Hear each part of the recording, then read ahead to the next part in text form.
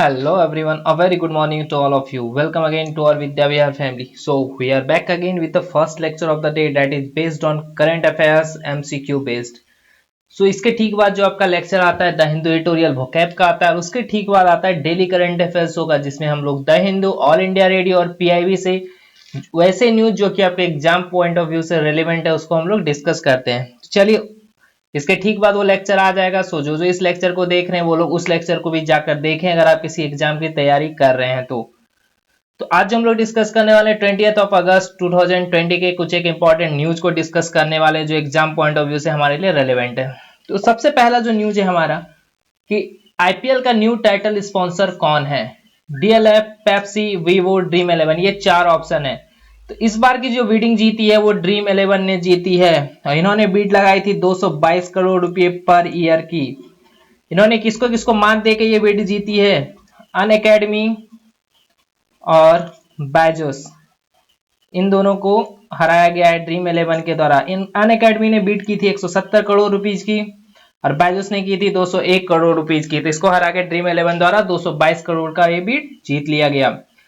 सबसे पहले अब देख लेते हैं स्टार्टिंग से आईपीएल का कि कौन कौन टाइटल स्पॉन्सर रहा है। सबसे पहले आईपीएल का टाइटल स्पॉन्सर था डीएलएफ और डीएलएफ का जो टाइटल स्पॉन्सरशिप था वो 2008 से 12 के लिए था और इनका टोटल बिडिंग था 40 करोड़ पर ईयर। उसके बाद 2013 से 15 के लिए बीच आया पेप्सी के पास 79.2 करोड़ पर ईयर। उसके बाद फिर वीवो के पास दो टर्म में गया। फर्स्ट टर्म था 2016 से 17 100 करोड़ पर ईयर। उसके बाद फिर दूसरा टर्म आया 2018 से 19, काफी ज्यादा बीट लगाया इस बार 440 करोड़ पर ईयर।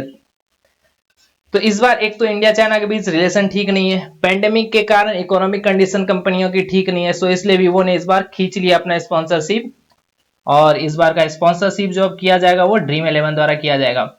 आईपीएल को जान लेते हैं। आईपीएल होता है इंडियन प्रीमियर लीग। आज तक आईपीएल का सबसे ज्यादा बार खिताब जीता है मुंबई इंडियंस ने 4 बार, फिर सीएसके ने 3 बार, फिर कोलकाता नाइट राइडर्स ने 2 बार और सबसे ज्यादा रन बनाया गया है हमारे रन मशीन विराट कोहली जी के द्वारा। ये ड्रीम 11 का आपका लोगो है, आपको थोड़ा सा ध्यान में रखना चाहिए। ताइवान हाल फिलहाल में ही 66F-16 जेट इसे प्रोक्योर करना चाहता है, यानी प्रोक्योर कर रहा है। आप मानो प्रोक्योर उन्होंने ऑलरेडी कर लिया, उसको लेकर उन्होंने एग्रीमेंट भी साइन कर लिया। तो वो जो एग्रीमेंट साइन किया गया 66F-16 जेट के लिए वो ताइवान का किस देश के साथ साइन किया गया? तो वो जो साइन किया गया है वो अमेरिका के साथ साइन किया गया है। इससे पहले हमारे देश भारत ने भी राफेल की डील साइन की थी। वो किस देश के साथ की थी? रसिया के साथ की थी। ऑलरेडी कुछ राफेल इंडिया आ चुके हैं और आशा है कि जल्द ही बाकी सारे राफेल भी इंडिया आ जाएंगे। थर्ड न्यूज की ओर चलते हैं कि मेघालय के नए राज्यपाल के रूप में किसे नियुक्त किया गया है। Who has been appointed as a new governor of Meghalaya? Arif Mohammad Khan, Satyapal Malik, Tathagata Roy, Tamilisai Soundararajan. तो ये जो नियुक्त किया गया है ये सत्यपाल मलिक जी को किया गया है। ये काफी न्यूज में रहे थे पिछले साल क्योंकि यही वो गवर्नर थे जो कि जब जम्मू एंड कश्मीर का आर्टिकल 370 वहां से हटाया जा रहा था, स्पेशल स्टेटस वहां से हटाया जा रहा था, तो उस टाइम वहां के गवर्नर सत्यपाल मलिक जी थे। उसके बाद वो गोवा गए और अब गोवा से मेघालय। तो आपसे ये क्वेश्चन पूछा जा सकता है कि जब वो गोवा को अब गोवा के वो गवर्नर ना रहे तो गोवा के गवर्नर अब कौन बनेंगे? तो गोवा का जो एडिशनल भार संभाला गया वो संभाला गया महाराष्ट्र के गवर्नर भरत सिंह कोश्यारी जी के द्वारा। ये नाम आप याद रख लो, भरत सिंह कोश्यारी। ये महाराष्ट्र के गवर्नर हैं जिनके द्वारा अभी एडिशनल चार्ज संभाला जाएगा गोवा का भी। ठीक है, चलिए अब न्यूज देख लेते हैं कि जब ये ऑप्शन आ गया तो ये सब कहां के गवर्नर हैं। आरिफ मोहम्मद खान ये हैं केरला के गवर्नर। तथागत रॉय ये मेघालय के फॉर्मर गवर्नर हैं। अभी आप गूगल पे सर्च करोगे तो आपको अभी गवर्नर यही दिखाएंगे क्योंकि सत्यपाल मलिक जी का भी अपॉइंटमेंट डेट फिक्स नहीं हुआ है। तो आप इसको अभी करंट गवर्नर बोल सकते हो लेकिन कुछ से 2 से 3 दिन के अंदर ये फॉर्मर गवर्नर हो जाएंगे। और तमिलसाई सौंदरराजन ये है तेलंगाना के गवर्नर। तो ये कुछ एक गवर्नर है जो आपको याद रखनी चाहिए। हाँ, ये काफी अच्छा एक क्वेश्चन है कि first girls football academy India में किस शहर में स्टार्ट किया गया? First girls football academy, Bangalore, Mumbai, Kozhikode या फिर हैदराबाद। तो ये जो स्टार्ट किया गया है वो स्टार्ट किया गया है बेंगलोर में। बेंगलोर को आपको पता है सिलिकॉन सिटी भी जाना जाता है, बेंगलोर को सिलिकॉन सिटी भी कहा जाता है, आईटी हब भी कहा जाता है, कई सारे नाम से इसे जाना जाता है।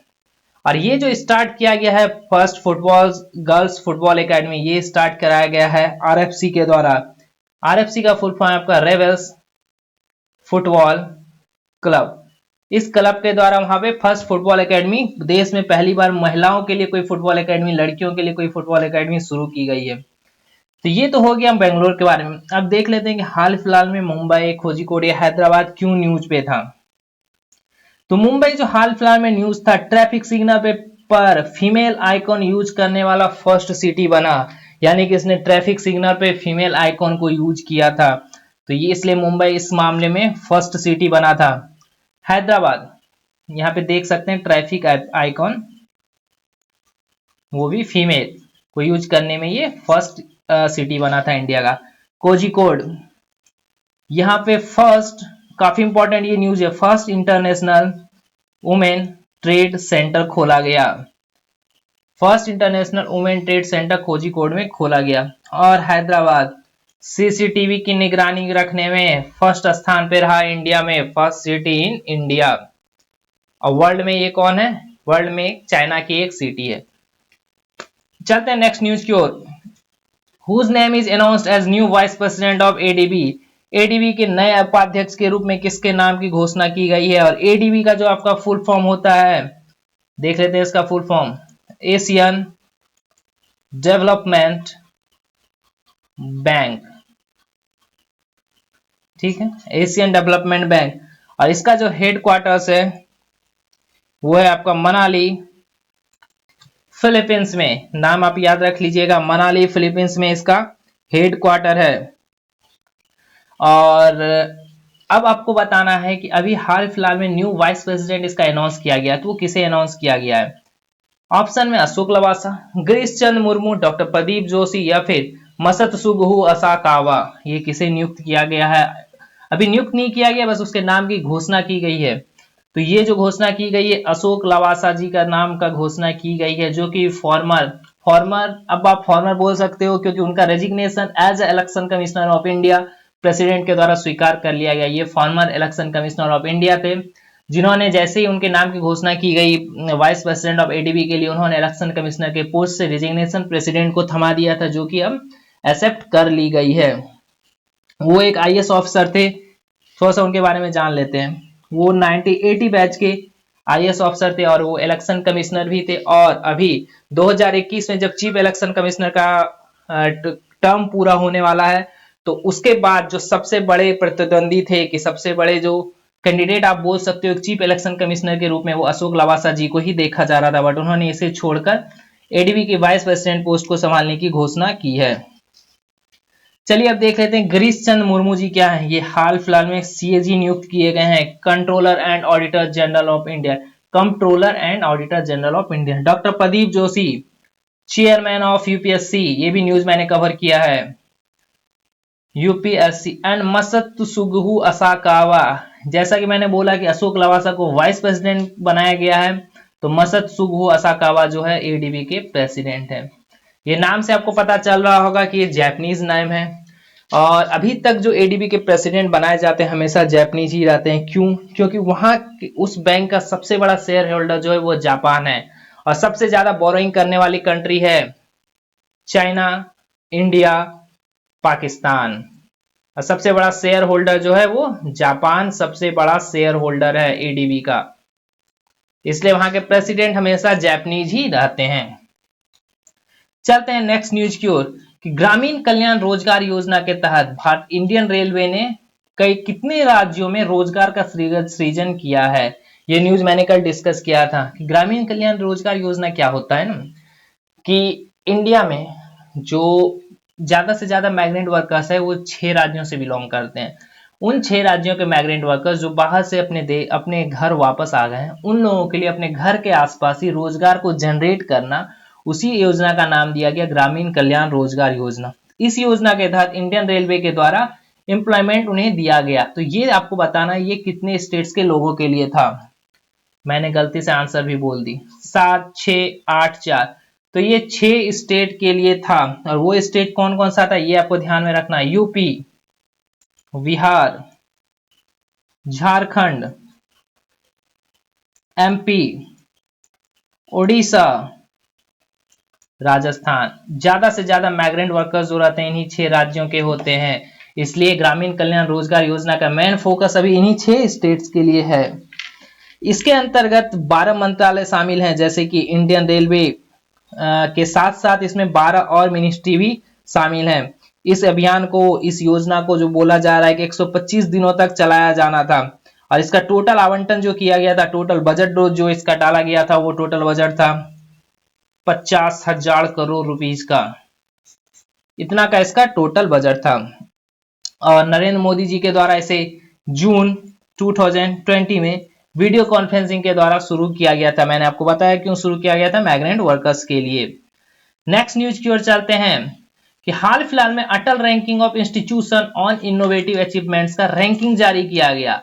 तो इसमें फर्स्ट रैंक किसे मिला है, यानी कि Atal ranking of institutions on innovative achievements में फर्स्ट रैंक किसको मिला है। ऑप्शन है आपके पास IIT Delhi, IIT Bombay, DRDO या फिर आईआईटी मद्रास। तो फर्स्ट रैंक जो मिला है वो आईआईटी मद्रास को मिला है अटल रैंकिंग में।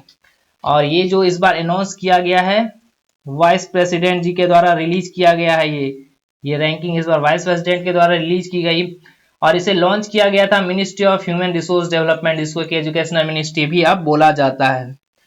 तो ये तो हो गया आईआईटी मद्रास का न्यूज और अटल रैंकिंग से रिलेटेड। अब देख लेते हैं कि आईआईटी दिल्ली क्यों न्यूज में था। आपको पता होना चाहिए कि आईआईटी दिल्ली ने डायमंड जुबली सेलिब्रेशन स्टार्ट किया है। डायमंड जुबली सेलिब्रेशन स्टार्ट हुआ है आईआईटी दिल्ली में, वहां का 60 साल पूरे होने के उपलक्ष्य में। आईआईटी बॉम्बे ने दिल्ली सरकार से के साथ मिलकर स्मॉग टावर को स्टैब्लिश करने का एमओयू साइन किया है। किसके साथ MOU? With Delhi government. DRDO ने हाल ही में, मैंने कल के ही न्यूज में बताया था कि यूवी ब्लास्टर को बनाया है, जिस चीज को आप सैनिटाइजर या किसी केमिकल के द्वारा सैनिटाइज नहीं कर सकते, यूवी ब्लास्टर उसको भी सैनिटाइज कर देगा, जैसे कि आपके इलेक्ट्रॉनिक इक्विपमेंट। चलते हैं नेक्स्ट क्वेश्चन की ओर। प्राग ओपन खिताब 2020 किसने जीता है? Who has won Prague open 2020? Option है Simona Halep, Elise Mertens, Naomi Osaka and Serena Williams. इन सब में से किसने ये खिताब जीता है? तो ये खिताब जो इस बार जीता गया है सिमोना हालेप के द्वारा जीता गया है। वो रोमानिया की रहने वाली हैं और उनको, वो किसको हराई है? एलिस मर्टेंस को सिमोना हालेप के द्वारा हरा के रनर अप, ये रनर अप पे रही हैं और ये विनर रही हैं। तो ये आपको ध्यान रखना चाहिए कि उन्होंने किसको हराया था, एलिस मर्टेंस को हरा के ये खिताब जीता था। अब कुछ एक नाम आ गया है, नाओमी ओसाका। इसका नाम आप थोड़ा सा इनको ध्यान में रख सकते हैं, ये जापान की हैं, टेनिस प्लेयर हैं ये भी। इनके नाम पे एक रिकॉर्ड है कि ये फर्स्ट एशियन प्लेयर हैं, ये एशिया की ऐसी फर्स्ट एशियन प्लेयर बनी जो कि टॉप रैंकिंग पे स्टैब्लिश हो सकी। सिंगल्स में टॉप रैंकिंग पे ये स्टैब्लिश होने वाली एशिया की पहली लड़की ये बनी थी, पहली प्लेयर ये बनी थी। सेरेना विलियम्स टेनिस का, इन्हें आप बोल सकते हो कि ये मास्टरमाइंड है, इनसे बेहतरीन टेनिस कोई नहीं खेल सकता। ये मां बनने के बाद फील्ड पर कोर्ट पे वापस आई थी और उसके बाद भी इन्होंने तहलका मचा दिया था, कई सारे खिताब इन्होंने जीत लिए थे। जानते हैं सेरेना विलियम्स के बारे में, ये अमेरिका की हैं। इन्होंने आज तक 23 ग्रैंड स्लैम्स जीते हैं। और अगर ये बोला जाए तो एक वर्ल्ड रिकॉर्ड है, हाँ, कि इनसे ज्यादा एक और है, मार्गरेट कोर्ट, इनके द्वारा 24 ग्रैंड स्लैम जीता गया है। उसके बाद सेकंड स्थान पे है हमारी सेरेना विलियम्स ही, जिनके द्वारा 23 ग्रैंड स्लैम खिताब को जीता गया है। अब प्राग ओपन के बारे में थोड़ा सा जान लेते हैं। ये एक टेनिस टूर्नामेंट है, ये एक टेनिस टूर्नामेंट है जिसको स्टार्ट किया गया था 2010 में, यानी उस हिसाब से देखा जाए तो ये 11th एडिशन है और इसे खेला जाता है क्ले कोर्ट में। ये कोर्ट याद रखिएगा, किस कोर्ट में खेला जाता है प्राग ओपन, ये क्ले कोर्ट में खेला जाता है। चलते हैं नेक्स्ट न्यूज की ओर कि हाल ही में पूर्व भारतीय सलामी बल्लेबाज और यूपी के कैबिनेट मंत्री की मृत्यु कोविड-19 के कारण हुई वह कौन थे? यानी कि वैसा व्यक्ति जो कि पूर्व भारतीय ओपनर भी था और साथ ही साथ यूपी कैबिनेट में मिनिस्टर भी थे, उनकी मौत हो गई कोरोना के कारण। वह कौन थे? निशिकांत कामत, संजय डोभाल, चेतन चौहान या फिर जाफर सरफराज। तो वो जो थे चेतन चौहान थे। सुनील गावस्कर के साथ बोली जाती है कि इनकी ओपनिंग साझेदारी काफी तेज चलती थी। अराउंड इन दोनों ने मिलकर 3000 प्लस रन बनाए हैं ओपनिंग साझेदारी में। इनका एवरेज आप बोलो तो 53 के आसपास का इनका एवरेज रहा है। और ये अभी हाल फिलहाल में यूपी के कैबिनेट मिनिस्टर भी थे। इनके द्वारा टोटल अगर क्रिकेटिंग कैरियर की बात की जाए तो 40 टेस्ट इन्होंने खेले और 7 ओडीआई मैच भी इन्होंने खेले थे। अब देख लेते हैं कि निशिकांत कामत कौन थे। ये एक फिल्म मेकर थे, यानी फिल्म डायरेक्टर थे, जिन्होंने दृश्यम जैसी काफी अच्छी मूवी को डायरेक्ट किया था। संजय डोभाल ये भी एक्स दिल्ली क्रिकेटर थे, इनकी भी मौत कोरोना के कारण ही हुई। जाफर सरफराज ये भी पाकिस्तानी क्रिकेटर थे और इनकी भी मौत कोविड रिलेटेड इलनेस के साथ ही हुई। तो ये मैंने ऑप्शन को भी डिक्टेट कर दिया। चलते हैं अपने नेक्स्ट और सबसे लास्ट न्यूज की ओर कि किस राज्य सरकार के द्वारा पढ़ाई तुहार पारा नाम की योजना शुरू की गई है। Which state government has launched scheme पढ़ाई तुहार पारा? आंध्र प्रदेश, छत्तीसगढ़, मध्य प्रदेश, पंजाब। तो ये जो स्टार्ट की गई है छत्तीसगढ़ गवर्नमेंट के द्वारा की गई है। और छत्तीसगढ़ की राजधानी कहाँ है? रायपुर। रायपुर वहां की राजधानी है। वहां के सीएम हैं भूपेश बघेल और वहां के गवर्नर हैं, कहाँ के? छत्तीसगढ़ के गवर्नर हैं अनुसुईया ओएके। अनुसुईया ओएके वहां की गवर्नर हैं। तो अभी देखते हैं कि पढ़ाई तुहार पारा क्या कहता है, ये स्कीम क्या है। ये स्कीम इनेबल करेगा स्कूल स्टूडेंट को कि to learn from their respective localities as the classes are suspended. जैसे कि कोरोना के कारण, पेंडेमिक के कारण क्लासेस सस्पेंड है, स्कूल बंद है, कोचिंग क्लासेस सब कुछ बंद है, तो वो स्कूल स्टूडेंट को इनेबल करेगा कि वो लर्न करे अपने रिस्पेक्टिव लोकेलिटीज से वो कुछ ना कुछ सीखें। यही है हमारा स्टूडेंट तुहार पाड़ा। ये एक स्टूडेंट सेंट्रिक स्कीम है, आप इसको बोल सकते हो, क्योंकि ये स्टूडेंट को लेके बनाया गया है। स्टूडेंट सेंट्रिक स्कीम आप इसको बोल सकते हो। इसका मेन एम क्या है कि स्टूडेंट के लिए to learn from their respective localities. अब चलिए, जब आंध्र प्रदेश न्यूज में आ गया है तो यहाँ हाल फिलहाल में कौन सा स्कीम लॉन्च किया गया था? वाएस चेयुथा स्कीम को यहाँ लॉन्च किया गया था। मैं ऑलरेडी डिस्कस कर चुका हूं, मैं फिर से रिपीट नहीं करने वाला। मध्य प्रदेश के द्वारा क्या स्कीम लॉन्च किया गया था? चरण पादुका इनिशिएटिव। ये भी मैं बहुत अच्छे तरीके से मैंने इन सब स्कीम को ऑलरेडी डिस्कस कर दिया है। पंजाब के द्वारा स्टार्ट किया गया था स्मार्ट कनेक्ट स्कीम। जिनको इन सब के बारे में ज्यादा जानकारी चाहिए वो हमारा 2 दिन पहले का यही करंट अफेयर्स का एमसीक्यू बेस्ड डिस्कशन देख लें, उन्हें पूरी जानकारी मिल जाएगी। सो आई होप कि आपको लेक्चर पसंद आ रहा हो। अगर पसंद आ रहा हो तो जल्दी से जल्दी से लाइक कर दें हमारी वीडियो को, सबसे पहला काम। उसके बाद दूसरा काम है सब्सक्राइब करें चैनल को अगर अभी तक आपने नहीं किया। और तीसरा काम है कि अपने आप जिस किसी भी ग्रुप में है जहाँ पे स्टूडेंट मौजूद है वहां जाके इसे शेयर कर दें, जो कि ज्यादा से ज्यादा लोग हमारे परिवार के साथ जुड़ सकें। और हाँ, इसके ठीक बाद आपका 2 और लेक्चर आएगा, तो जो जो इसे देख रहे हैं वो उसे भी देखना ना भूलें। तो चलिए गाइस, फिर मिलते हैं नेक्स्ट लेक्चर में, तब तक के लिए बाय बाय, जय हिंद।